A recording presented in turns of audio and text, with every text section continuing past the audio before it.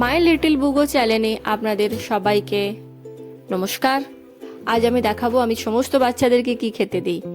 এই পেঁপেটা হচ্ছে আমাদের গাছের পেঁপে, আর আছে এখানে বিটরুট, গাজর সব ছোট ছোট করে কেটে নেওয়া হয়েছে। সর্বপ্রথম আমি কি করে দেখিয়ে দিচ্ছি। সর্বপ্রথম আমি সবজিগুলোর চিকেনটা কি করি প্রেশার কুকারে বয়েল করে নিই। এতে আমি নুন হলুদ কিছু মিক্স করি না, জাস্ট সবজিগুলো চিকেন দিই। আর এটা হচ্ছে ভাত। আমি কিন্তু বলবো না যে আমি কতটা চাল কি কতটা চিকেন ইউজ করি, কারণ আমার পছন্দ নয় যে আমি কাউকে বলবো যে আমি কতটা চাল ইউজ করি। এই যে কুলারটার সামনে কি করে আমি খাবারগুলোকে ঠান্ডা করতে দিই প্রথম থেকেই।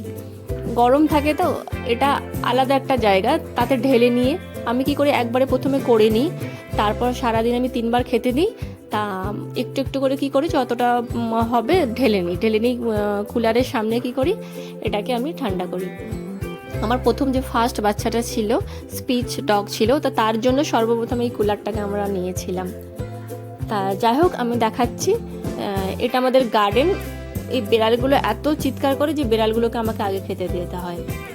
ওদেরকে উপরে এই কারণে দেওয়া হয়, যদি নিচে খেতে দেওয়া হয় এই বুগো তারপরে যে গুড্ডি আছে কেউ খেতে দেবে না, ওই জন্য ওদেরকে কি করা হয় ওপরে এই টেবিলটাতে খেতে দেওয়া হয়। এই যে দেখুন, তারপর বুগোকে দেওয়া হয়।